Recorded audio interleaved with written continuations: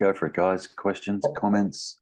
I've got to probably leave in an hour, Terry. I'm on call and I've got to go in early to see some bubs. So Cool. How's the book? started many. Come on, get one finished. Yeah, I will. I've actually been doing trying to have something that I can use with young kids. I'm a pediatrician, guys, and I work in mental health, and I've been trying to get a way of transferring this over to young kids who are having difficulties, because I think it would make a big difference. But Terry's given me some good ideas. I've actually been using a plasma ball. I don't know if you've ever seen those, Terry, and No. where there's lightning in a little ball, and I show little kids that they're their thoughts, and when they press on it, it's then they're thinking about their thoughts. So I'm trying to get something over. It's a good visual for them. Yeah. But I'm looking for a better way, and I've got some ideas after listening to your more recent stuff. But so I've spent some time in the wilderness, Terry. I haven't spoken to you for a while, but I've been listening to all the videos, and I've had a quiet mind for about a year, I think. Wow. Now. Fantastic. And it's working. Yeah. And it's hard for me to talk. I talk dualistically, but we all do. Yeah. I was when I started listening again to all your videos, I was walking up to hang washing on the line at home, and it just dawned on me when I was hanging the washing in it. I just had this feeling that, hang on, without a thought, I'm the same as this peg. It's kind of completely weird. And then I just looked around and just saw nothing. It was completely weird sort of feeling, and it stayed with me. And I'm talking to people at work, and they're patients as well as colleagues. They're talking to me and they're saying, "Oh, I'm having these feelings," or something like that. And I just wish I could say, "Well, there's no you, and don't worry, your feelings just a thought." And but you just can't say. You just think you're a lunatic. Yeah. You'll lose your job. Oh, yeah, I'm all right. There is ways of getting it across, but yeah, it's so I've got to find a way, and but that's my path. But it's been very helpful, and wonderful. Yeah, it's the only thing that's really helped me, and sort of when I say me, helped understand. And my mind is quiet, and I wish everyone could enjoy this as well. Yeah. Fantastic. Thank you so much for sharing that. Yeah. It goes quiet. It's incredible that we notice the noise, but we don't notice the silence. It's incredible. We just don't notice the silence, Here, as we're all sitting here, here, as we're all sitting here, It's quiet as a mouse. And we don't notice it. We just don't notice it, you know. Locked into all the noise in the head, and we attach to that, and then we attach to the meaning of that, and the noise in the head, the narration that goes on in the head creates a seeming person and creates a seeming other, and you know. But in the immediacy of now, sitting here, right now, it's quiet. There's nothing happening. You know, it's incredible how we miss this. It's just incredible how this gets missed. And people, you know,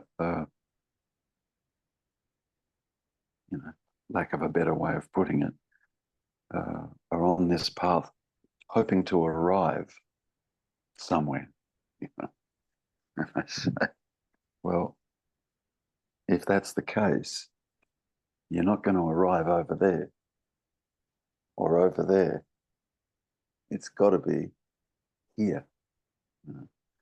And just for a very, very, very long time, we've taken this here to be the personal character, to be Mick or Lindy or, you know, Yvonne or Terrence, or we take this to be the personal character.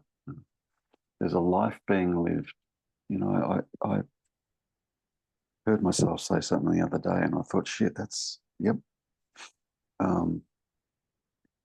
It's like what we believe that we're an individual person that has a life, you know, and then there's 8 billion other individual human beings that also have a life. You know? And I remember saying, how many, you'll get this, Nick, how many cells are there in the body? How many cells are there in the body? Depends who you're listening to. It's 30 trillion. Yeah, some people say that there's more cells in the body than there are stars in the universe. Or is it galaxies in the universe? I can't remember. And each one of those cells, 30 trillion, well, I've got to remember that. That's a good number. Each one of those cells in the body are completely 100% dependent upon one life.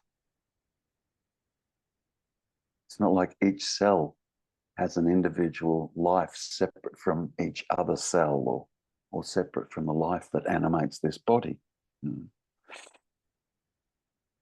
if I was to ask you, you know, how many lives do you experience?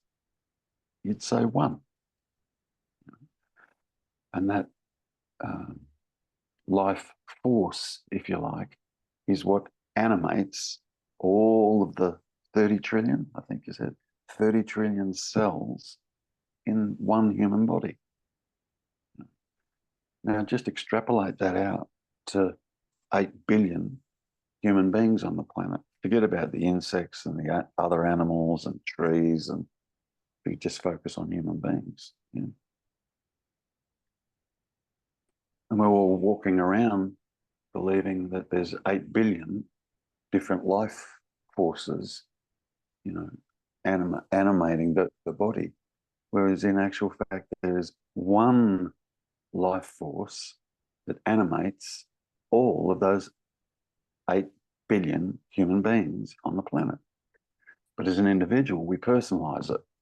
It's my life, and my life is different to your life.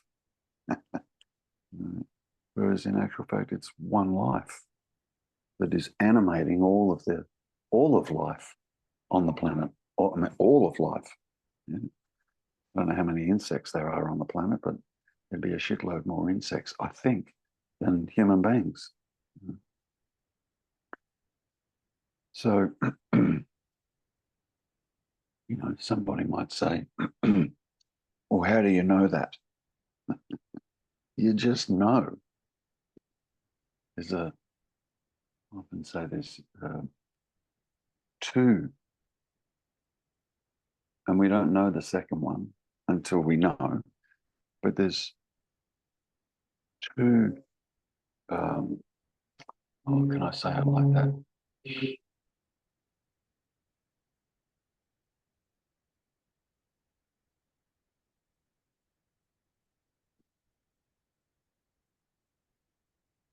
It's not accurate. That's the problem with this. Like you said a moment ago, Mick, we speak dualistically. And to try and point to something that's non-dual using dualistic tool and language can get very, very, very difficult, like extraordinarily difficult. Every single word that comes out of my mouth, every single thing that I say is not the actual truth. It's not the actual truth. Yeah? All I can do is point, use words to point. So don't get hung up on the words that I use, or you hear words coming out of your own mouth, or you hear thoughts, which are also words. Yeah? Don't get hung up on it. You know? That's why, we'll say that any thought, and I mean any thought is not a fact. It's not a fact. If you look at the mind, it's a descriptive tool. Yeah, we all experience a mind with a story. Yeah? And we know if you look at it, you can't be the story because it's a story about something. So it can't be the actual story. And the story is what we'd ordinarily term as my life. My life. Yeah? I'm born such and such a year. I've got such and such a parents, or such and such a siblings, or the first school I went to was blah. And there's a big, big, huge memory, a story of our life. And we take the story to be who we are, even what we are, the story. But the story is an apparent description of what occurred, but not who and what we are. I sometimes say, if we met at a function or something and we'd never met before, and I walk up to you and say, "G'day," very Australian there, "G'day, my name's Terrence, pleased to meet you." And the other person says, "Hi, my name's Mick, I'm pleased to meet you." And I say, "So, Mick, tell me about yourself." And immediately we go into the story. I do such and such with kids, such and such an age, I'm married, I'm, blah, blah, blah. The big story. We go into the story to apparently be speaking about ourself. So we take the story to be ourself, But the question that I asked was, tell me about yourself, not what you've done, or where you've been, but your actual self. And your actual self is sitting here. It's that is alive. It's that is animating this body so that you can do this. It's that can see, hear, taste, touch, smell. It is that is conscious. It is that is aware. Anything other than that is going to be the story. I'm not interested in the story. Tell me about yourself. So I just said that to highlight, where we ordinarily go when it comes to identifying who we are. We go into the memory, the backstory, which is a story. You can't be the story. But as apparent individual, separate, isolated human beings, that's where we go. I'll do this. That's where we go. And we believe that who and what I am is the story. That's why my favorite pointer, sorry, I know I'm rabbiting on, but that's why my favorite pointer is the amnesia pointer. If I could create amnesia in you, personal amnesia I'm talking about, you'd still know that that's a laptop in front of you, the laptop sitting on a table. Yeah, you could still identify things as such around you. But when it came to seeming personal self, all of that is gone, completely gone. Now the question would be, okay, who's this? What's this? Who's this? Yeah. People that have experienced amnesia don't know all they come up with is they don't know who they are. I don't know my name. They can have family members walk into the room, not being able to identify the family members, got no clue who the family members are. None.